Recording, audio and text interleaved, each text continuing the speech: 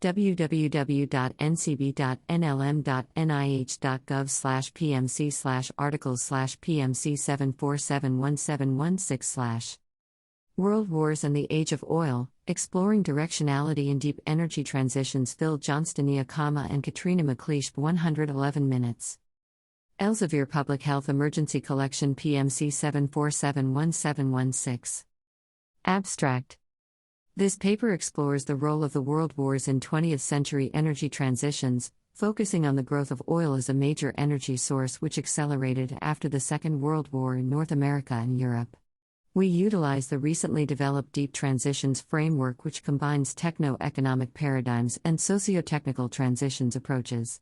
The first deep transition entails the long-running emergence of industrial modernity since the late 18th century, which culminated in the post-Second World War economic golden age underpinned by rapid and stable growth and prosperity in North America and Western Europe. The Deep Transitions framework draws attention to the increasing role of fossil fuels over this long period, and how fossil fuel consumption accelerated in the 20th century, taking on a particular direction where energy, mobility, and food systems became increasingly reliant on oil while the share of coal as a proportion of the energy mix decreased.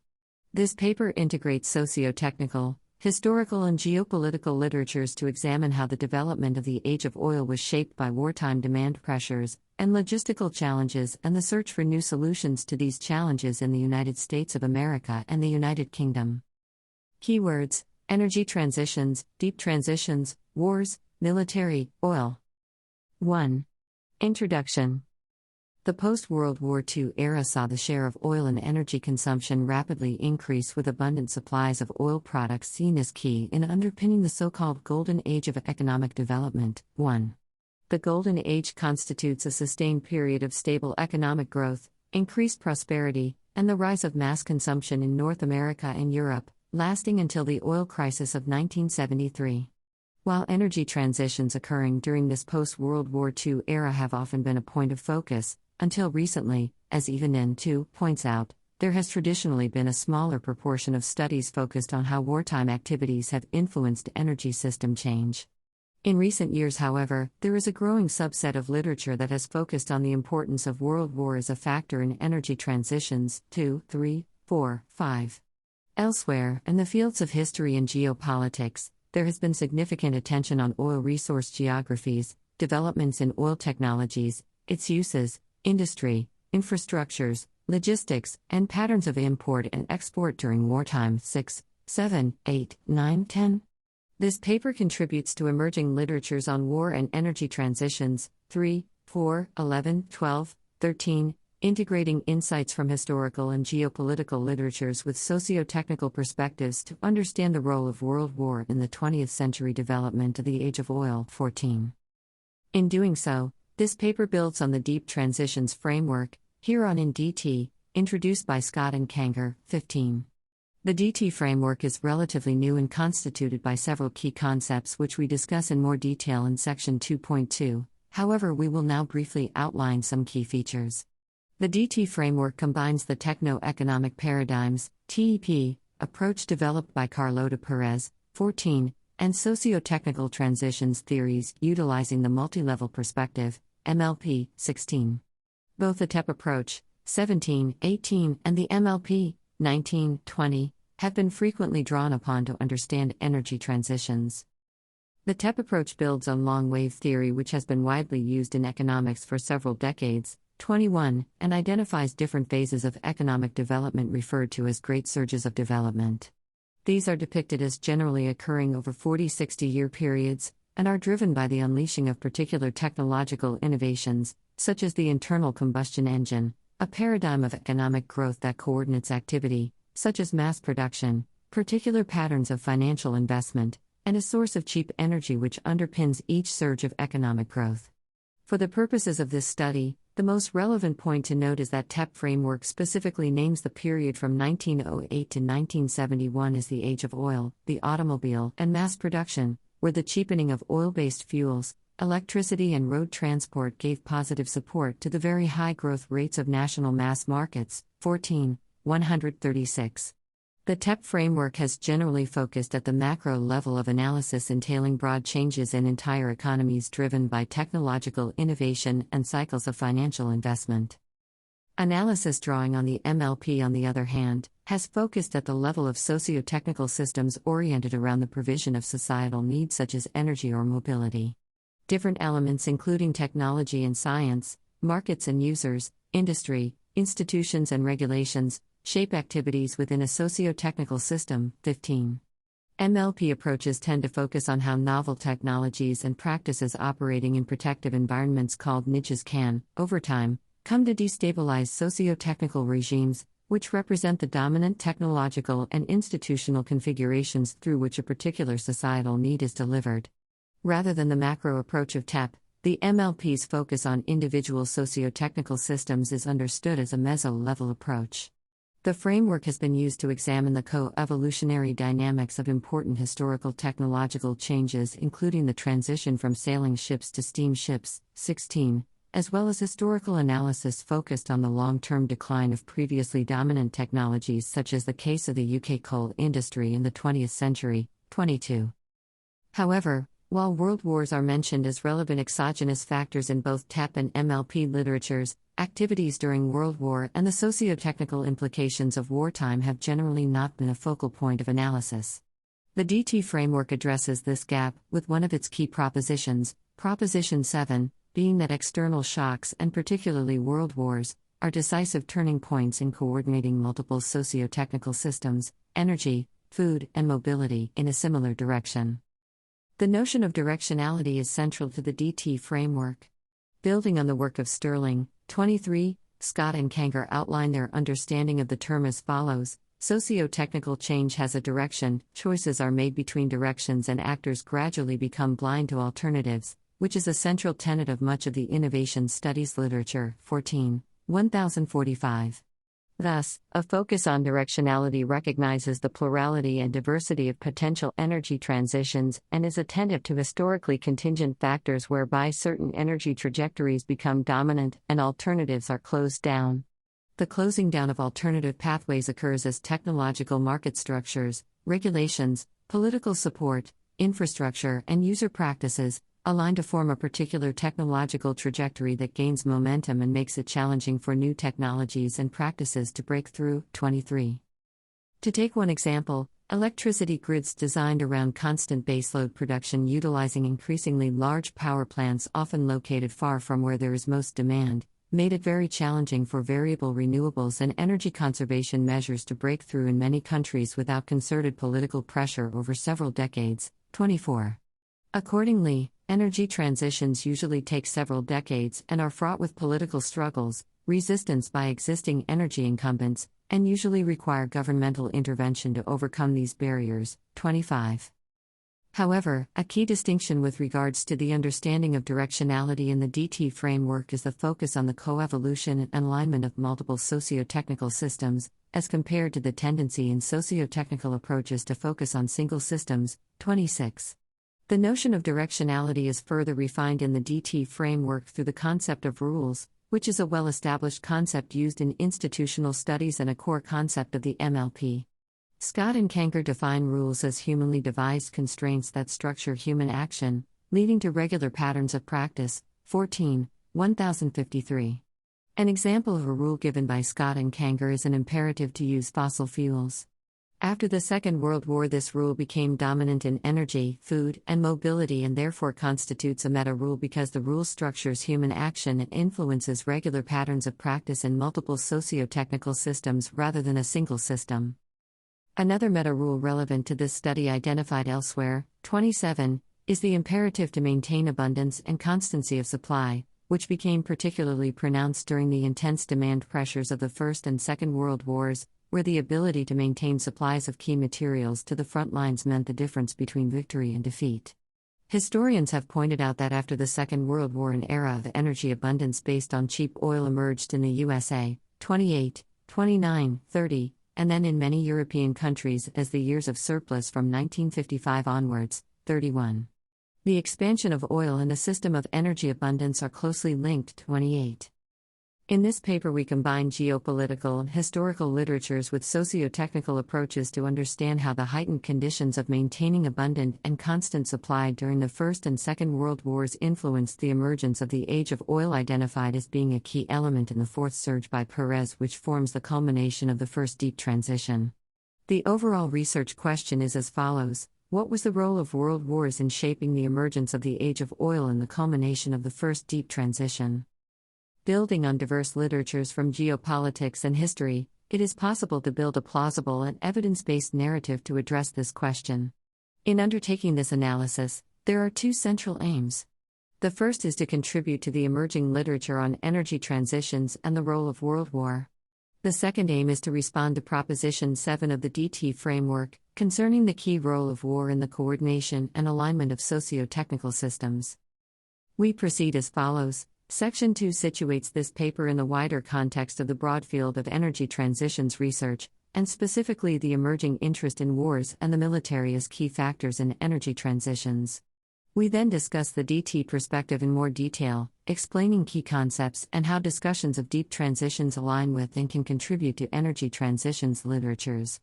In Section 3, after discussing our approach, we outline an interpretive analysis drawing on extant literatures from history and geopolitics to build an interpretive evidence-based account of the role of the world wars in the emergence of the Age of Oil, focusing on World War I, the interwar years, World War II, and the post-war period of reorientation and reconstruction. This study focuses on the United States, USA, and the United Kingdom, UK. This focus is motivated by two observations. First is the fact that Corte Perez's theorization of the Age of Oil and mass production is the lead role played by the USA and how oil-dependent forms of economic activity diffused to Europe. Second, is that historic accounts of oil developments and geopolitical struggle highlight the central role played by relations between the USA and the UK, both as a point of friction and collaboration. 7.32 in 20th century oil developments. This focus is not to diminish the importance of oil developments in other countries, and, perhaps unsurprisingly given the nature of war and geopolitics, we do refer to the strategies of other belligerents in the analysis below. However, the main focus on USA-UK oil developments provides a necessary boundary, given the breadth of this topic, to focus more specifically on socio-technical responses during war, and also explore international dynamics of friction and collaboration between the two countries identified as a significant factor in historical studies. 7, 10, 32, 33, 34.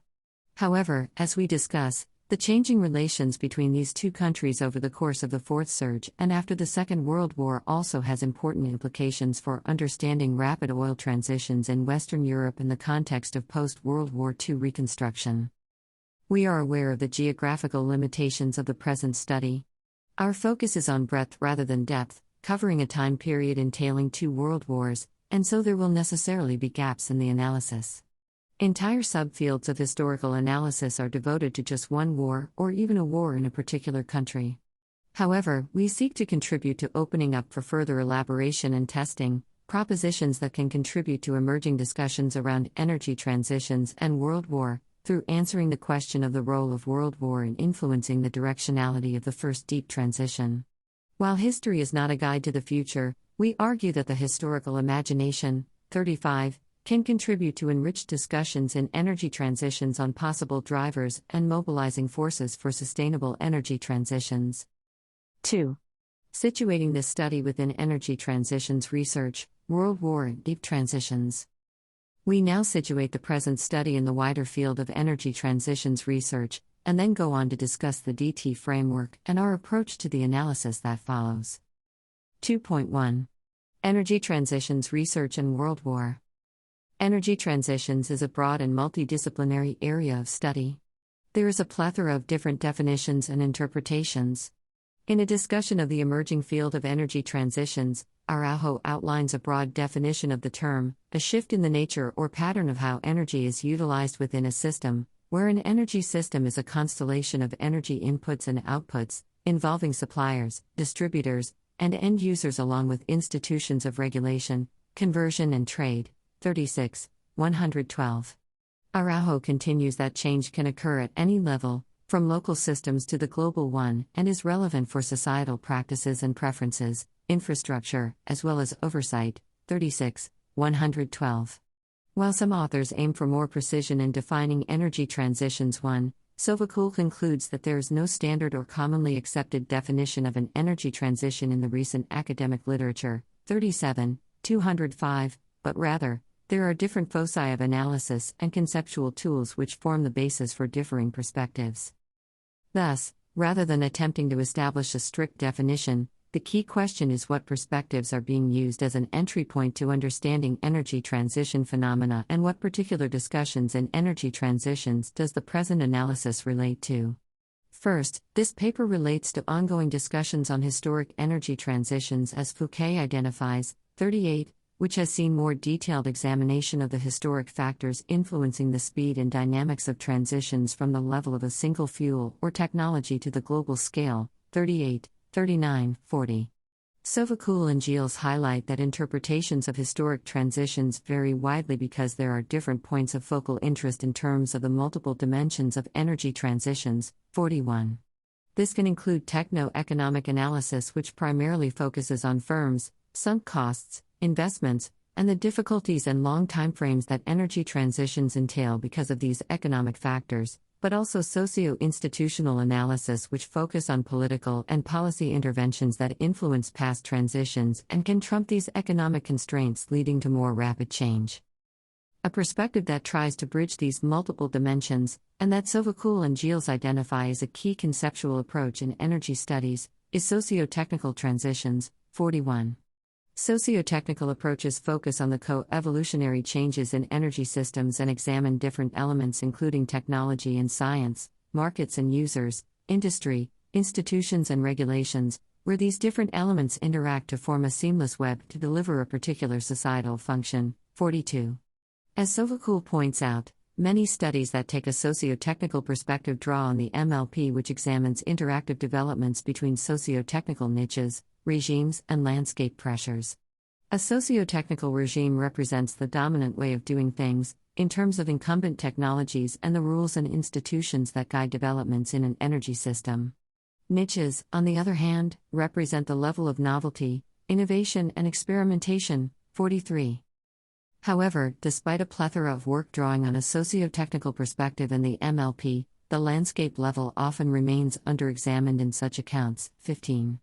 This includes wars, which in historic accounts drawing on the MLP are often used as temporal markers depicting discontinuity between different stages of development in energy transitions. 22, rather than focal points of analysis in their own right. However, recently there has been increasing attention on world wars as a factor in energy transitions. For example, Samaras et al. 13, in detailing the contemporary role of the U.S. military in energy R&D around insulation and mini-grids, also highlight how strategic military decisions have shaped past energy developments such as the First World War transition of the British naval fleet to oil. 13. Matthew Evenden offers a detailed analysis of the ways in which Second World War mobilization efforts in Canada played a decisive role in accelerating transitions to hydroelectric power under emergency measures to maintain adequate electricity supply to fuel industrial efforts for the Allied campaign. 2, 5, 11. More recently, Cohn, Evenden, and Landry conducted a historical analysis of Canadian, German, and American mobilization during the Second World War, and how this conflict played a crucial role in influencing the design of electricity systems in these countries. 12. Of particular relevance to this paper, recent work by Ediger and Bolis, 4, moves beyond conventional commercial and technological factors outlining the importance of oil for military strategy in the build-up to the First World War and its enactment, highlighting the central role of geopolitics as a driver of energy transitions. Rubio Varas also focuses on the First World War, highlighting how disruptions caused by the conflict were decisive in influencing a rapid transition to oil that occurred in Latin America, decades before Europe. 3. The present work builds on and contributes to this subfield, through engaging with the DT framework which we now discuss. 2.2. The Deep Transitions Framework, DT, Energy and War. In this section, we discuss the DT framework, its constituent conceptual elements, what it is attempting to achieve and how it can be utilized to explore energy transitions. The framework builds an understanding of long-running developments in multiple socio-technical systems across a 250-year period from the late 18th century and culminating in the post-war golden age of economic growth and prosperity, 1544.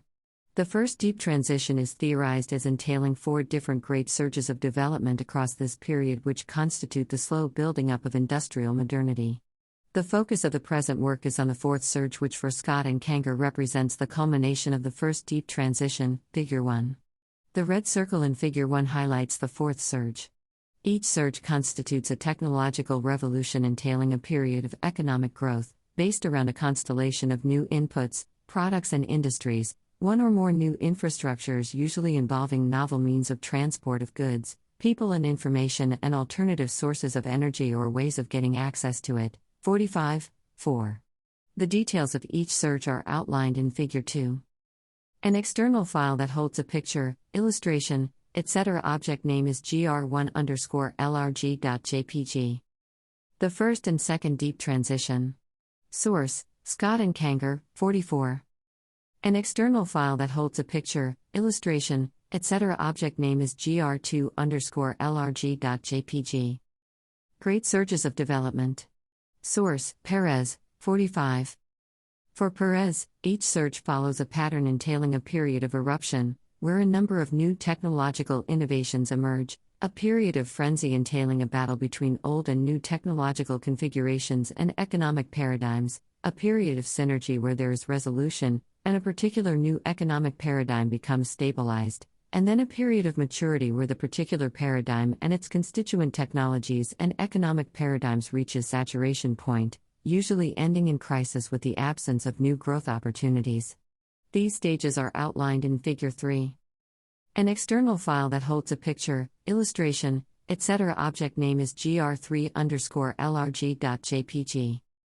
Stages of a great surge. Source, Perez, 45. Although building on the Great Surges approach, the DT framework differs in several important ways.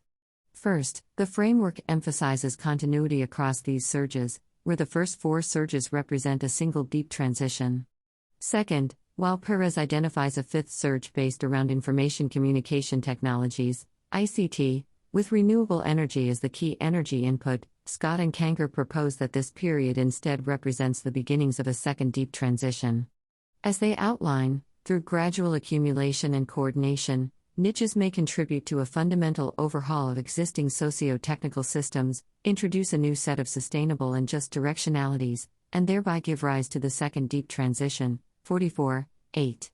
In this paper, however, we are focused on the culmination of the first deep transition and more precisely, the age of oil as depicted in the 4th surge. We do not discuss the second deep transition. Second, the DT perspective posits that the drivers underpinning the emergence of particular surges can be understood from the perspective of the changing dynamics within socio-technical systems. Innovation in niches is driven by system builders responding to particular problems in delivering societal needs and the search for solutions and improvements.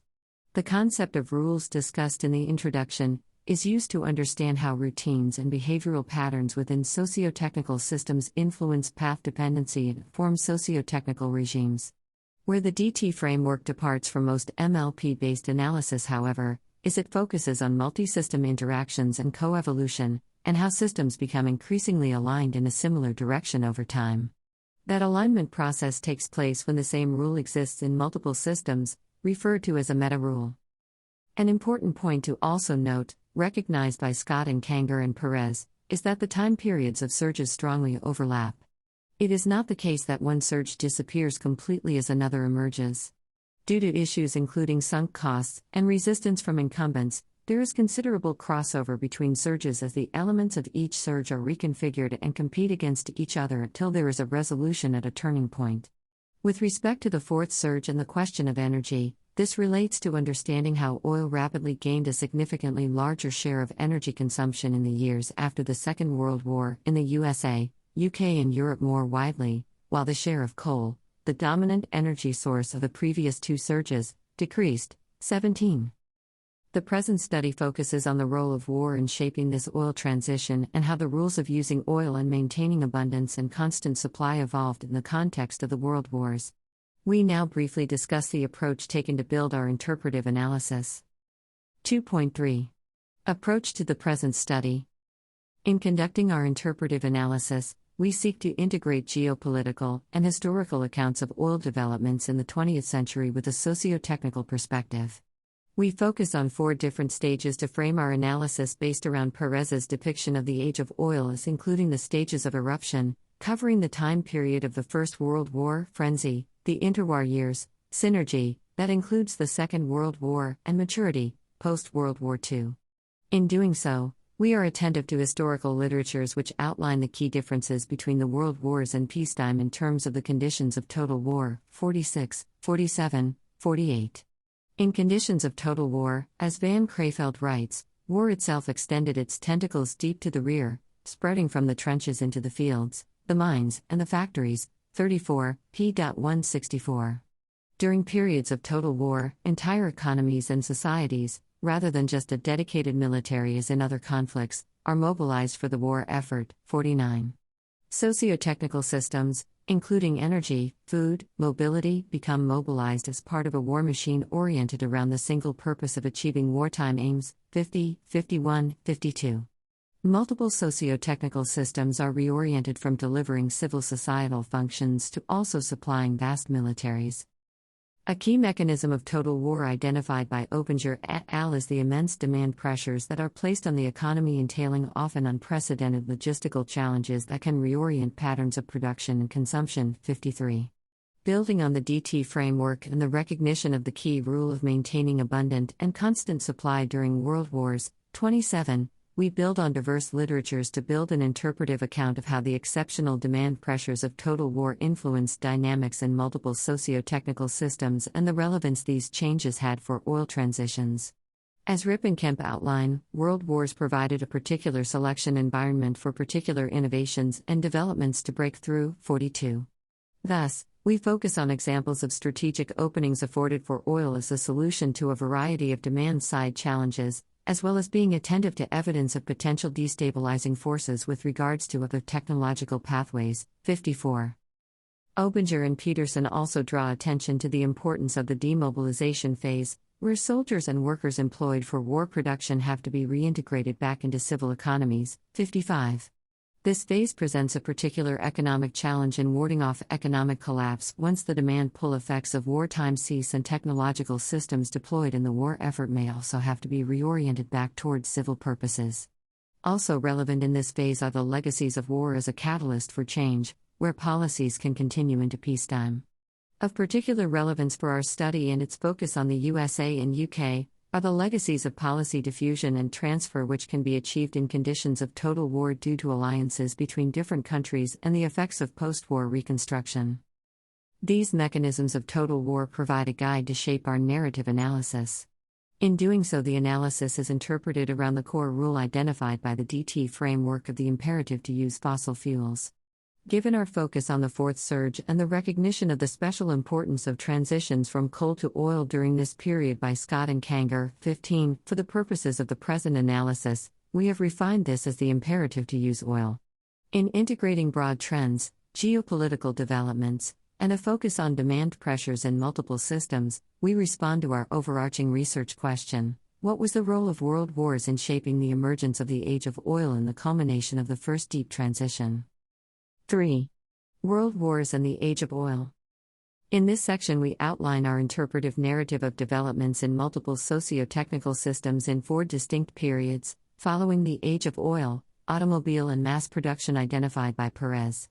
First, we look at events in the First World War in the UK and USA and identify broad trends and geopolitical developments before discussing illustrative examples of relevant developments related to energy, food, and mobility for considering oil transitions. We then discuss geopolitical factors related to USA-UK oil relations and socio-technical developments in the frenzy period between the wars. In the third part of our analysis, we focus on the turning point of the Second World War and the synergy phase, and in the fourth part, we look at the importance of post-war reconstruction efforts and the challenges of demobilization. Drawing on literatures that analyze the role of the Marshall Plan in influencing technological developments in Europe, we critically assess the extent to which America's role in Europe shaped the wider diffusion of oil technology, Infrastructures and Governance. 3.1. First World War and the Eruption of the Age of Oil. We now discuss the First World War and developments relevant to oil transitions. We expand on the existing analysis of the role of the First World War on energy transitions, 4, through a focus on the multi-systemic demand pull factors that influence the enduring thirst for oil and related geopolitical developments, 56. We begin with a broad overview of trends and geopolitical developments before focusing on demand pressures and logistical challenges in energy, food, and mobility relevant to oil transitions. 3.1.1. Broad developments in energy and geopolitics in the First World War. Before the First World War, the use of oil was limited, with the main use being kerosene lighting. 8. In 1914, coal was still king. Oil provided under 5% of world energy supply, while coal contributed to 74%, 57. In 1907, the value of the UK's coal trade surpassed £52 billion, while the total value of all petroleum exports from the USA amounted to some £19 million, 57. Yet the First World War was a significant rupture in this pattern of development. The global use of petroleum grew by 50% while coal production decreased in many European countries. 8. In the century prior to the war, British geopolitical dominance was secured by its steam-powered navy, and at the turn of the 20th century, the UK was the world's leading energy exporter. 58. However, the First World War interrupted this trend, and concerns about access to oil would be key to these changing geopolitical dynamics. 10. The UK faced a central challenge during World War I as it had limited reserves of oil. During the war, 90% of the oil required for the British as well as French war effort was supplied by the USA. 57.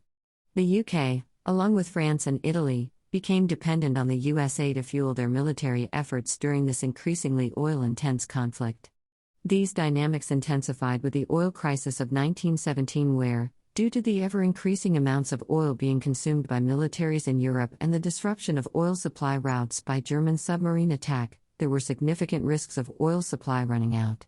Influenced by these intense pressures, the USA, UK and other countries, including France and Italy, were drawn closer together by the imperative to maintain constant supplies of oil. As Jürgen points out, the oil crisis caused by the First World War forced the United States and its European allies into tighter integration of supply activities. 7. Geopolitical tensions increased in the Middle East, driven in part by the search for oil, with Britain attempting to gain control of important oil fields in Iraq. The Sykes-Picot Agreement, signed in 1916 by the UK and France, carved up Mesopotamia between the two countries and is understood to have been partly influenced by desires to secure strategic oil resources. 59-60. As several authors point out, the First World War and the thirst for oil amplified the geopolitical significance of the Middle East, leading to increased tensions between the USA and UK, along with France, after the war. 4-7, 33-61. But these broad changes and geopolitical developments to secure oil resources were rooted in specific socio-technical challenges driving the increased demand for oil and energy, food, and mobility. We now explore the demand pressures and logistical challenges caused by conditions of total war and the implications for oil transitions. 3.1.2. Demand pressures and socio-technical developments in the First World War. In the years preceding World War I, the advantages of oil ships had been recognized by many navies around the world. The advantages of oil included the fuel being double the thermal content of coal, meaning less space was required for storage. Logistics of refueling at sea were therefore made easier, reliance on docking stations for refueling was reduced, and there was greater flexibility in changing speeds as well as less personnel required on ships. 62. Additionally, oil-based ships produced less smoke, which was beneficial to gunnery operations and enabled more covert movements of naval fleets. 63. An early adopter of oil-powered ships was the British Navy. The share of oil-based vessels in the British Navy rose from 5% at the start of the war to over 40% by the war's end. 7-2. Prior to World War I, most shipping was steam-powered, and thus the application of oil to navies was a key niche development supported by the military and accelerated by the First World War. During the conflict, the U.S. Navy, which had already converted several ships from coal to oil, accelerated this trend. 7. Germany, on the other hand, did not use all oil firing for surface fleets until after the war. 63. Internal combustion engine-based automobiles and trucks were a niche in the mobility system before the war. However, they became increasingly used for tactical advantage during the war by the UK and USA as significant problems were experienced with railroad transportation. The First World War has been described as the pinnacle of the rail age, 64, dependent on coal, yet significant disruptions occurred with railroad bottlenecks on the Western Front disrupting the supply of weaponry and materials to troops. In Allied campaigns such as the Battle of Verdun, the rapid construction of roads and use of motor vehicles for transportation further entrenched the importance of oil for military victory, 65. An example used by historians to exemplify a general point about the greater military dependence on the automobile and trucks is that at the beginning of the war the UK military had 823 automobiles and 15 motorcycles. By the war's end they had 23,000 motorcars, 63,000 trucks, and 34,000 motorcycles, 7. Away from the front, in the USA, railroad arteries were also blocked and, under the auspices of the U.S. High Transport Committee, caravans of trucks carrying important goods for the front line were initiated, inaugurating the long-distance trucking of freight as an alternative to rail transportation and calling attention to the great need for a national system of interconnected, improved highways, 66, 78. During the conflict, a new reality of war from the air emerged. The aeroplane, which was in its embryonic phase as a niche technology at the start of the war, had consolidated as a major industry by the war's end, increasing requirements for gasoline products, 67. In Britain, as Egerton outlines, this created a very large aircraft industry, with increases in output accelerating through the war. Monthly output increased from about 10 per month at the war's beginning to 122 in 1917 and 2,688 in 1918. The number of people working in the UK's aircraft industry rose from nearly 49,000 in October 1916 to 154,000 in November 1917 to 268,000 in October 1918, 68. In the USA, there was also considerable aeroplane construction with 10,000 constructed by the war's end, 8. This created a surplus of aircraft after the war. As Heppenheimer writes, the war had jump-started the USA's aviation industry, as a flood of tax dollars brought a surge of new engines and aircraft. 67, 12. Responses to demand pressures in the food system also had implications for oil supply. Food imports became significantly disrupted and blockading food supplies became a key strategy of both the UK and Germany during this war. Thus, a focus on self-sufficiency intensified in the UK, 69. There is evidence that the First World War also led to niche experimentation to maintain agricultural supply in response to these demand pressures. Coal and steam power had not made significant inroads into the agricultural sector and farming was still mainly reliant on horsepower. However, the First World War accelerated the development and marketing of tractors, 70. In the UK in 1917, the government ordered 400 British Saunderson tractors and $3.2 million was invested in U.S. models such as the Fordson. Ford exported 7,000 tractors to Britain in an effort to boost agricultural productivity, 71. In the USA, tractor use also expanded under government loan schemes and propaganda campaigns with expos being used by government to further encourage their use, 72. 3.2. The interwar years, oil and geopolitical frenzy.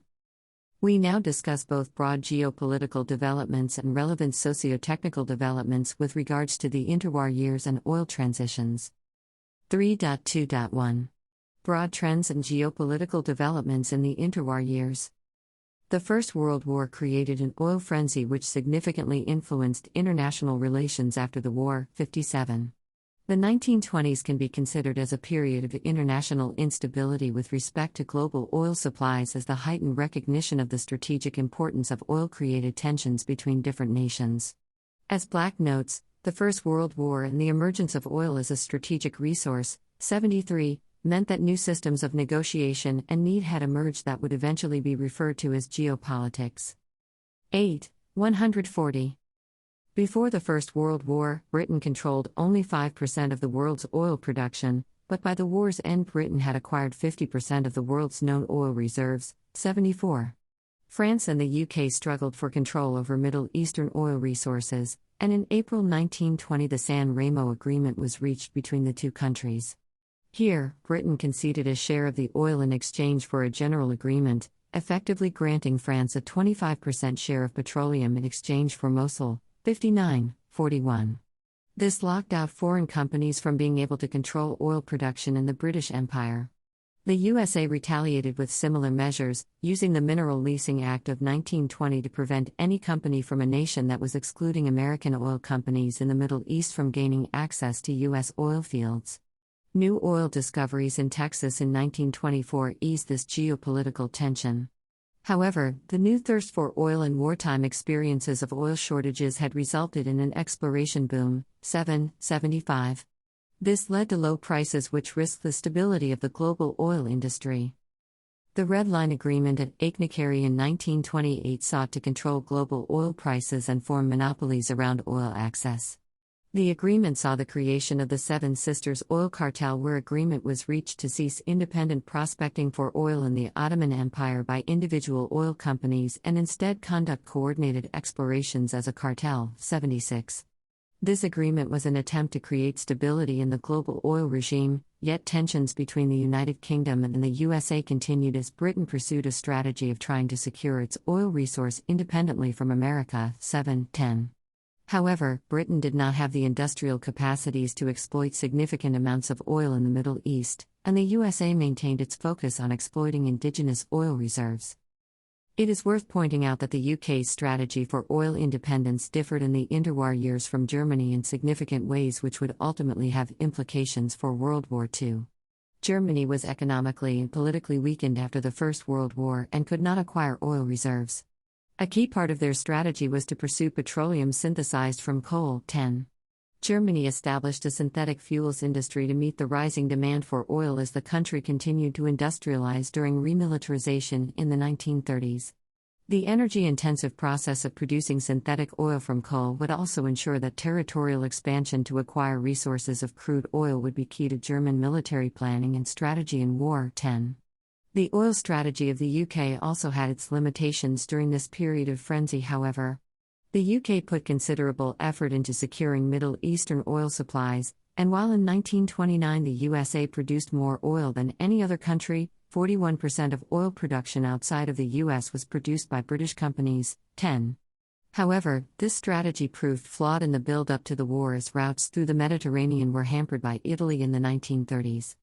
Britain could not secure its supply routes, and did not have adequate tanker capacity to transport the oil. 3.2.2. Socio-technical developments in the interwar years. The imperative to maintain a constant supply of oil amplified by World War I had accelerated production in the U.S. oil industry, and this presented the challenge of reorienting the peacetime activities. As Ozano writes, unable to settle down and smoothly adapt its production to the new conditions of peace, the oil industry experienced an intense overproduction crisis after 1918, 76-100. Yet, oil production and consumption continued to steadily increase in the USA, with a rise of car culture and mass consumption during the Roaring Twenties. However, in the UK this expanse was more modest. Despite being adversely affected by World War I and facing significant economic problems, rail in the UK was not challenged by road transportation to the same extent as in the USA, and its clash of cultures between the automobile and rail systems in the interwar years. 77. The significant wartime problems of bottlenecks in flows of truck freight resulting from poor road infrastructure experienced during the war gave impetus for mapping out and then funding improved road infrastructure in the USA. The Federal Highway Act 1921 to construct a joined-up road network linking U.S. cities was unveiled, specifically citing military considerations as a reason to invest in highway construction. 78. In the UK, the Ministry of Transport was established in 1919 and introduced a national system of road signage, a system of grants for local authorities to construct roads, and set up a research laboratory to investigate matters of road construction. 79. Several authors conclude that while World War I had been an accelerating force for oil, coal had been negatively affected by the conflict, including through infrastructural damage, depleted labor supply and labor strikes. 4, 57, 80, 81, 82, 83. According to the official history of the British coal industry, for example, British coal was an industry in decline after the First World War. 83. This is reflected in the writings of trade unionist Ivor Thomas, who in 1934 lamented this decline, stating that whether we like it or not, we are entering, or have indeed entered, an oil age. 44. Yet in the UK, the coal industry remained powerful, and what was referred to at the time as the Back to Coal lobby still had considerable influence. 43. 3. Another impact of war relevant to oil transitions was the emergence of new users capable of operating automobiles or airplanes as a result of their wartime experiences. The war popularized a product that had heretofore been viewed as elitist. Automobiles, for example, moved from being niche vehicles to a more familiar form of transportation. 65. The military surplus of aeroplanes created by World War I was also significant for post-war developments in the USA. Some of the 10,000 planes that had been constructed were integrated into civil aviation, which was being utilized for activities including mail delivery. 67. While tractors continued to be used on both sides of the Atlantic, growth was modest in both countries. 68, 71, 84, 85. Although in the USA, the use of tractors increased through support for agriculture under the New Deal in the 1930s. However, it would be during World War II that the petrolification of agriculture, 86, would take place, as well as acceleration and innovation in the oil industry, leading to the further embedding of oil in the mobility system. 3.3. Second World War, deepening synergies. We now focus on the Second World War, again summarizing broad trends and geopolitical developments before discussing relevant socio-technical developments with regards to the conflict. 3.3.1. Broad developments in energy and geopolitics in the Second World War. The Second World War was a global conflict with a marked increased dependence on oil compared to the First World War. For example, American forces in Europe used 100 times more gasoline in World War II than in World War I. 7. 2 years into the war, in 1941, oil supplies to the UK became cut off as a result of German submarines attacks. 88, meaning that as the war progressed, a key challenge became sustaining constant supplies of oil to Europe from the USA. 7, 33, 89. As this challenge was met, the war transformed patterns of energy imports and exports across the transatlantic zone. Before the Second World War, the UK was still one of the world's main energy exporters. Britain's increasing reliance on the United States for supplies of oil that emerged over the course of the First World War had dissipated, and instead the UK sourced much of its oil during the interwar years from countries including Venezuela, Dutch West Indies, Iraq, and Persia. However, shipping routes from these regions were disrupted during the Second World War. As Caitriona points out, even as late as 1940 the British were determined to maintain their oil independence from the USA. 90. Yet, as the war progressed, the UK became reliant on the US for 90% of its oil supply, paying for it with assistance through the Lend-Lease program. 91, 92. During the course of the war, the USA began turning attention toward securing future supplies of oil for future wars and projected increases in demand in post-war society. 76. In 1944, American geologist Everett Gower returned from Saudi Arabia to announce that the oil in the region was the greatest single prize in all history, quoted in Jurgen. 7, 393. Negotiations between Roosevelt and Churchill took place regarding this future oil supply near the war's end. In secret meetings at the Suez Canal between Roosevelt and Abdulaziz ibn Saud, however, it was established that Britain would not gain control over Saudi's oil reserves and that Saudi would exist in the American sphere of influence. 76. This moment and subsequent agreements would be decisive in fundamentally altering international energy trade and geopolitics. It is also worth pointing out that oil had a far stronger influence on war strategy during this conflict. Due to its lack of indigenous oil resource and dependence on synthetic fuels derived from coal, Germany sought to acquire oil resource through territorial expansion. The German quest for oil in the Caucasus is identified as a motivating factor in the invasion of the Soviet Union, for example. 9. The Allied oil campaign put significant resource into destroying German oil infrastructure and refining capacity. 10, 76, 93. Waging war was now dependent on oil resources, with global networks of shipping routes and refineries extended as the Allied campaign sought to acquire and deliver adequate oil supplies to multiple theaters of war. We now look from a socio-technical systems perspective at the specific demand pressures and logistical challenges that were accentuating the imperative to use oil in the energy, food and mobility systems. 3.3.2 Demand pressures and socio-technical developments in the Second World War. During World War II, the construction of oil infrastructure was rapidly accelerated. In the USA, the Little Inch and Big Inch pipelines were constructed in under a year between 1942 and 1943 as a means to transport oil across the U.S. from the south to the northeast, 94-95. At the start of the 20th century, pipe size had been standardized at 8 inches, however this could only move 125,000 barrels a day even though a refinery could produce up to 125,000 barrels. As Richard Rhodes points out, solutions in the form of wider pipes and looping techniques were already developed, but private companies were not prepared to make the requisite investment. However, during the war these innovations in pipeline technologies were put to use. As Johnston notes, in the endeavor to meet the demand for crude oil and petroleum products on the East Coast, government-financed pipelines embodied technological innovations, particularly with respect to diameter of pipe, that were to have a lasting impact. 95-78.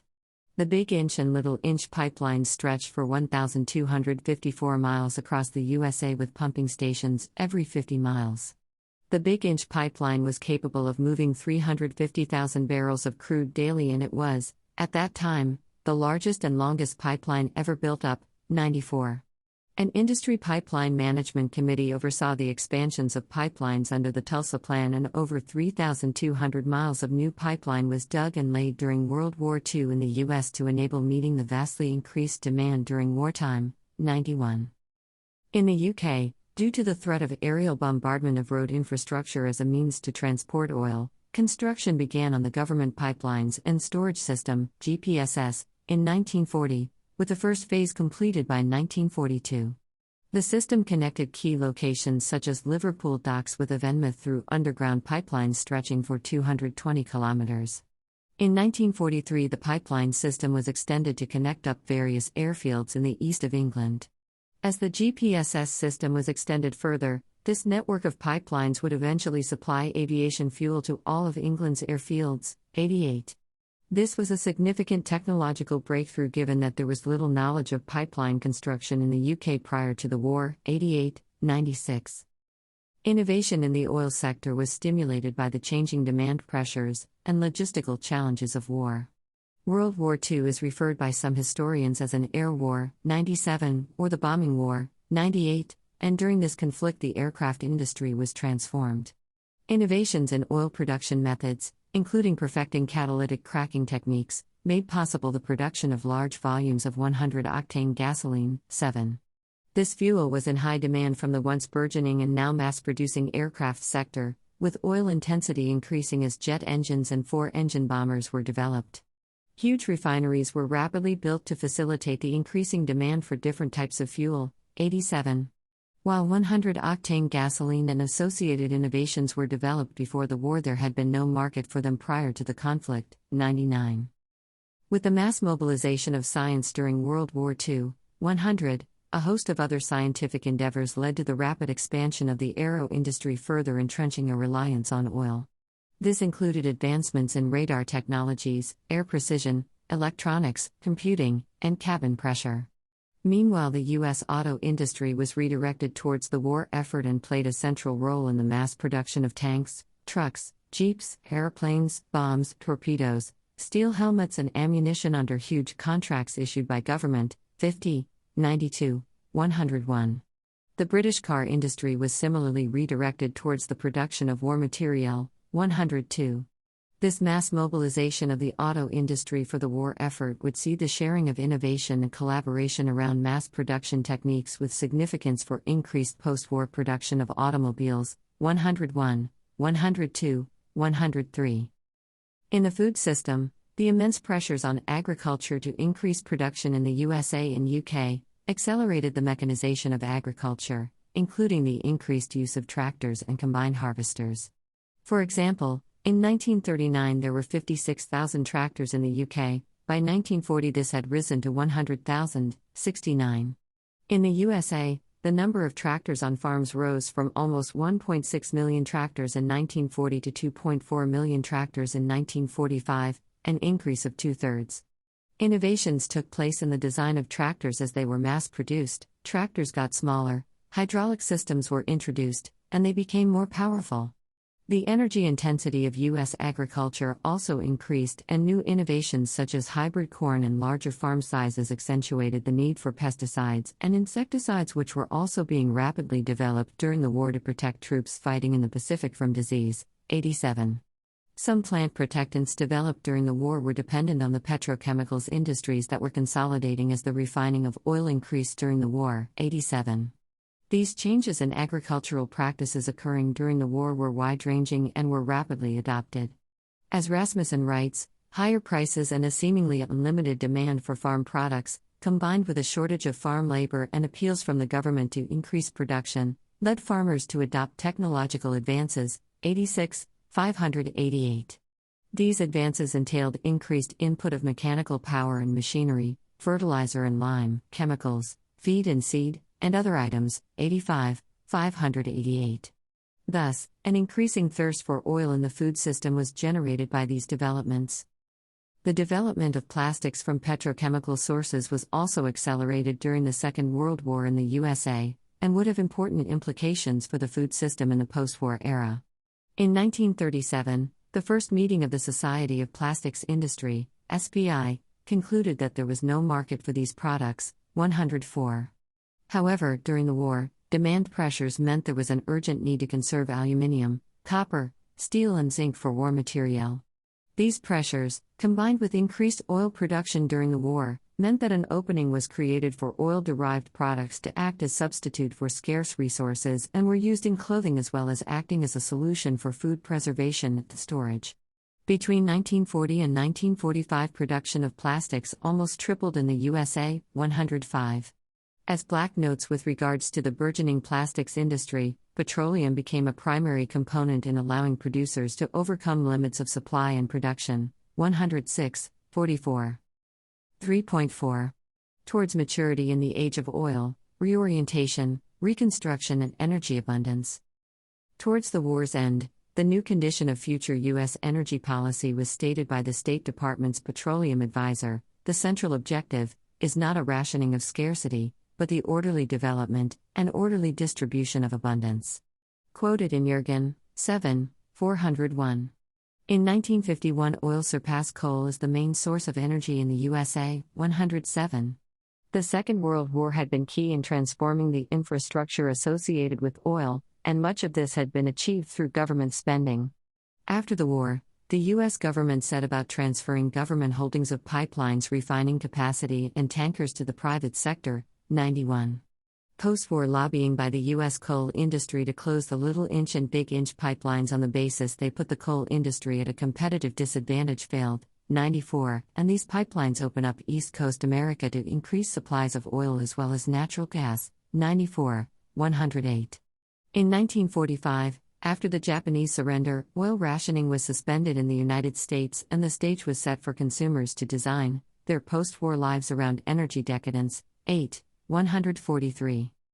In the USA, a key challenge for the post-war period, according to Benoit and Fressos, related to the immense productive forces that had been mobilized during total war and the problem of productive overcapacity and its reconversion into peacetime. 87, 145.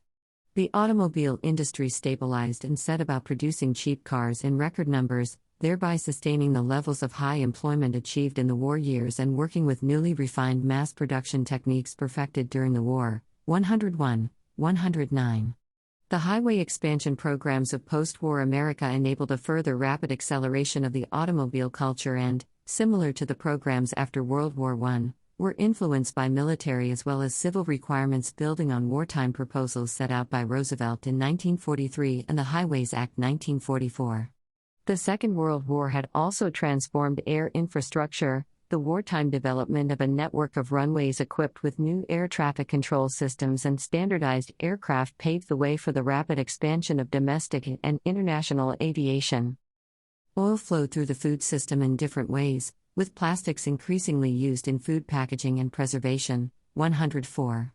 The mechanization of agriculture accelerated during the Second World War, continued to expand in peacetime, and required increasing amounts of petroleum to power industrial farming. 110. Additionally, the transportation of agricultural produce by truck became more widespread as large highways systems were constructed. 78. Oil had seeped into every part of American life, forming what Black refers to as an ecology of oil. 106. Here, oil does not just fuel Americans' vehicles. Oil has changed their diet, their clothes, their neighborhoods, their jobs, their fun, in fact, everything about U.S. society. 106, 41. The situation of extreme scarcity caused by the tragic destruction of war experienced by continental Europe after World War II was very different to that of the United States. Production of coal had fallen in the UK and across Western Europe, and coal infrastructure, especially in Germany, had been damaged. 31. Traditional trade routes and supplies did not return to normal immediately after the war, and the industry was in a state of crisis. 111. Although the UK had not been as badly affected as countries on the continent, there were still grave concerns about the depleted coal industry. 112. The UK was now a net energy importer and set about attempting to reconstruct its industries through nationalisation. 113. Yet, in the early 1950s, the UK's share of oil began to rise markedly, reaching 12% in 1955 from a share of less than 5% at the war's end. 31. This trend continued, and the UK's imports of oil rose rapidly through the 1950s. In 1939, the UK imported 1,000 tons of oil. In 1946, the UK imported 2,214,000 tons, 114. But by 1953, this had increased over tenfold to 23,063,000 tons, increasing year upon year to a historic maximum of 115,472,000 tons in 1973. Despite attempts to gain control of oil in the Middle East after the Second World War, the UK's oil imports were largely from Middle Eastern supplies under the sphere of influence of the USA. 32. The outcomes of the Second World War and the nature of reconstruction have been identified by several authors as important factors influencing a rapid transition to oil that occurred across Western Europe in the 1950s. 38, 107, 115. The black gold of Saudi Arabia, controlled by the USA, was not used initially to fuel American abundance but rather to facilitate the reconstruction of Europe. Thus, the solution to the problem of European energy scarcity was, to some extent, American abundance. The European Recovery Program, Marshall Plan, was initiated by the USA in 1948, and 10% of Marshall Plan loans related to the importation of oil to Europe. 91, 116. The share of petroleum products in the primary energy consumption mix of Europe at the end of the war was around 10%, 31. By 1955 it was 21%, and by 1964 it was 45%, 31. In the 1950s, several pipelines were built connecting Europe to Mediterranean supply routes from the Middle East, and extensive networks of pipelines were built across Europe, including the TAP line completed in 1950, Interprovincial in 1950, and the Trans Mountain in 1953, 31. As historians of European infrastructure point out, these European pipeline projects drew on successful wartime experiences with constructing extensive pipeline networks such as the GPSS in the UK. 117. Historians highlight that the European oil transition was fundamentally shaped by the USA's newfound global dominance and Cold War concerns about Europe becoming dependent on oil from the Soviet Union. As Boone writes, after the war, neither a distinct Western European oil regime nor an integrated European economic community governance framework for energy materialized. Rather, the transition to oil evolved under a global regime dominated by multinational oil companies, then at the apex of their power and closely linked to the informal empires of the US and Britain. 118, 83. In short, the age of oil in Europe was strongly facilitated by innovations and frameworks amplified during the war in the USA that diffused to the European context as oil companies constructed pipelines and refineries underpinning a rapid transition to oil. The oil dependence of Europe grew as the restoration of Europe's transport infrastructure took place, particularly evidenced by increases in road mobility, automobile ownership, and trucking. There is evidence of the USA's preference for exporting trucks to Europe rather than rail freight after the war, and strong lobbying by the US to push for prioritization of road construction in Europe's infrastructural recovery. 119. As Seeley highlights, the relative ease with which American-style highway and traffic engineering moved across the Atlantic also was a product of the willingness, indeed eagerness, of American engineers, government officials, and industrial leaders to assist in this diffusion process. 120, 230-231. Similarly, with regards to the food system, the Marshall Plan is also a relevant factor to consider. The technological transfer of tractors, industrial agricultural techniques, hybrid corns requiring fertilizers, and other plant protectant innovations to the UK and other Western European countries was facilitated through agricultural support mechanisms as part of the Marshall Plan. 121. The emergence of the USA as a superpower during the Second World War as the UK's geopolitical power diminished, therefore seems relevant to understanding the rapid diffusion of the imperative to use oil to Europe after the conflict. The oil intensity of the US had increased markedly in multiple socio-technical systems, particularly as a result of rapid developments that had occurred in response to demand pressures in the Second World War, and the embeddedness of oil in multiple socio-technical systems underpinned a new society based on abundance, influencing the nature of the European recovery through the Marshall Plan. 4. Discussion: World War and energy transitions and the culmination of the deep transition. We now discuss the significance of our interpretive analysis in terms of the role of war in energy transitions, and the contribution the present work makes in responding to and developing the DT framework. We also discuss the value of the DT framework for energy transitions research. 4.1. World Wars and Energy Transitions, 3 Propositions. Focusing mainly on the USA and UK, we have conducted an interpretive analysis of the World Wars and the emergence of the Oil Age, integrating insights from geopolitics and historical literatures with a socio-technical perspective on multi-system demand pressures. Under the exceptional demand pressures of total war, the imperative to maintain abundance and constant supply saw the search for solutions to meeting demand challenges, and in both the First and Second World Wars this process deepened society's reliance on oil resources. The imperative to use oil was thus accentuated in multiple socio-technical systems during wartime. With regards to World War I, our analysis corroborates work in energy transitions that has interrogated the key role of the conflict in influencing a shift from coal to oil, where war can be seen as an extreme form of creative destruction. 4.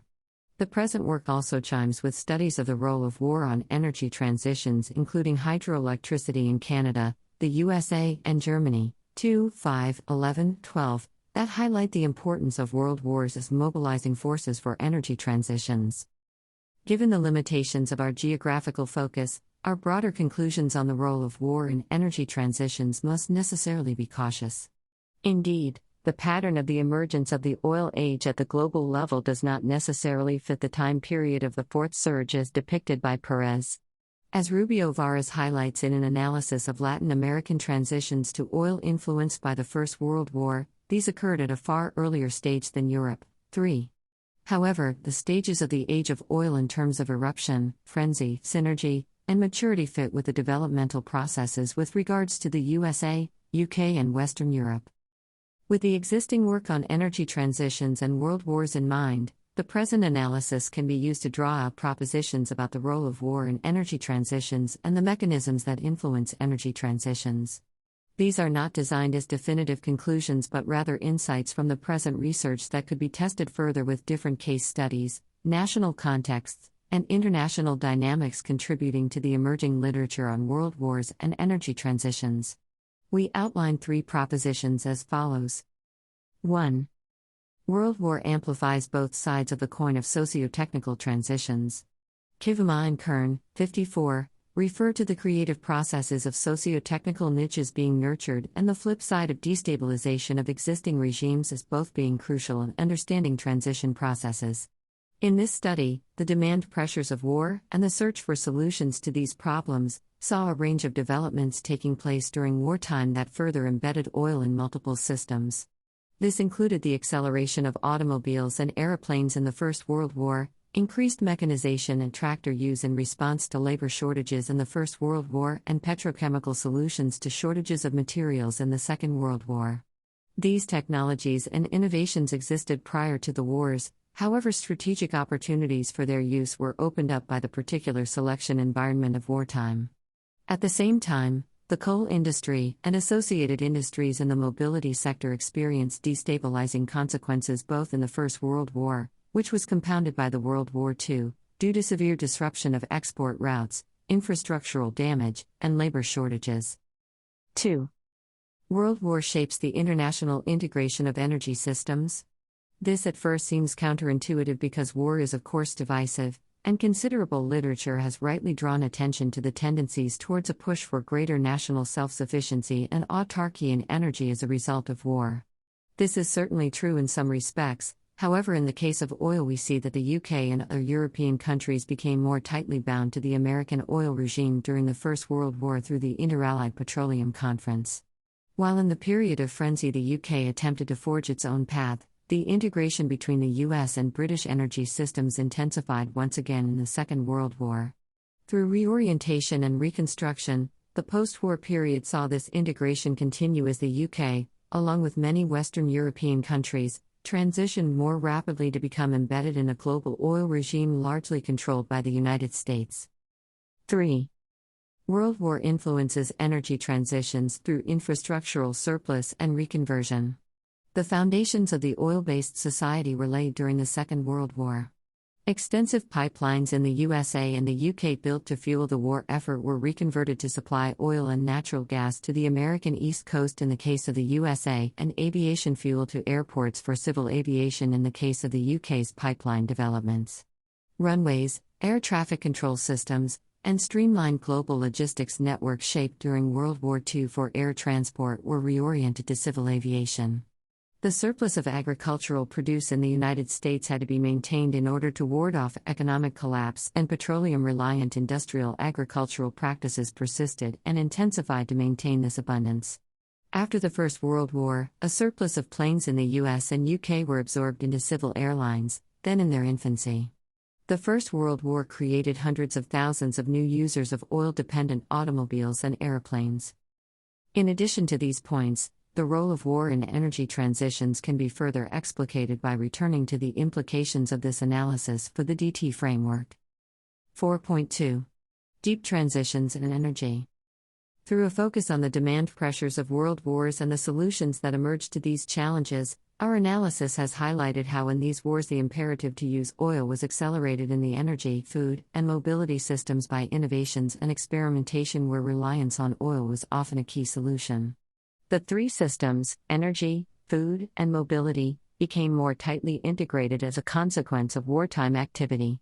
Following Scott and Kanger, we have contributed to the DT framework in terms of understanding how changes across multiple systems became connected and coordinated, developing a common directionality in the long run. 1046. While the trend towards oil use accelerated faster in the mobility system after World War I and the growth of mechanized agriculture was modest, during World War II these systems became even more tightly integrated. Pipeline infrastructure, refinery capacity, petrochemicals, plastics, pesticides, increased mechanization of agriculture, mass production of aeroplanes, construction of runways, and a host of other concurrent developments were accelerated by war. In the language of the DT framework, 15, the role of war in deep transitions is the tighter integration and coordination of multiple socio-technical systems in a similar direction. The world wars amplified the meta-rule of the imperative to use oil, and shaped the socio-technical conditions to deliver abundant oil supply in numerous domains. More broadly, we argue that the DT framework can be a useful conceptual tool for energy transitions research. In focusing on multiple rather than single systems, the DT perspective analysis of the age of oil conducted in this paper reveals the interdependencies between different systems and how they are tied together by oil infrastructure and use.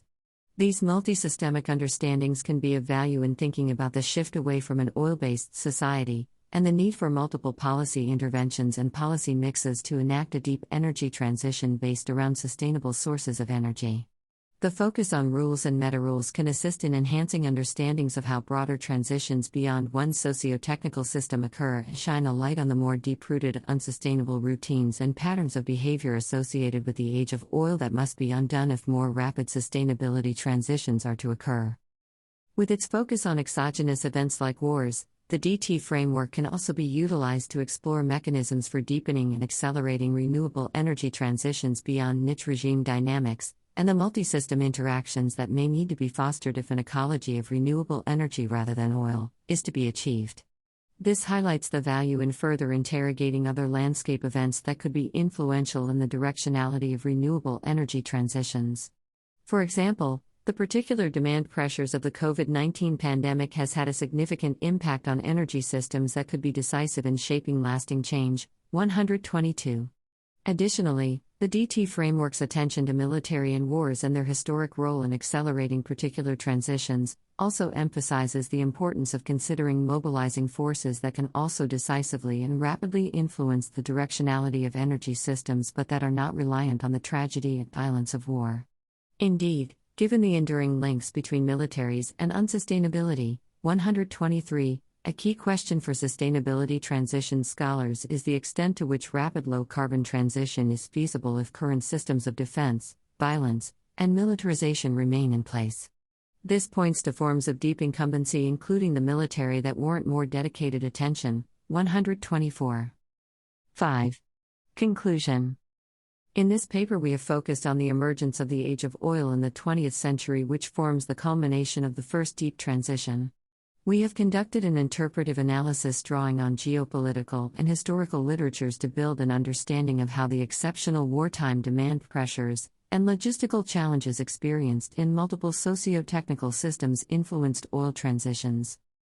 The role of the two world wars in shaping the emergence of the age of oil and the culmination of the first deep transition can be summarized as follows. The exceptional conditions of total war saw the imperative to use oil being accentuated in multiple socio-technical systems. As a consequence of wartime pressures, energy, food, and mobility were coordinated in a similar direction through the meta-rule of using oil, and became more closely integrated based around an increasing dependence on oil. Wars saw the rapid development of the technological, infrastructural, logistical, scientific, and institutional conditions underpinning oil-intense societies of the post-war economic golden age. Thus, the two world wars were decisive in shaping the directionality of the culmination of the first deep transition.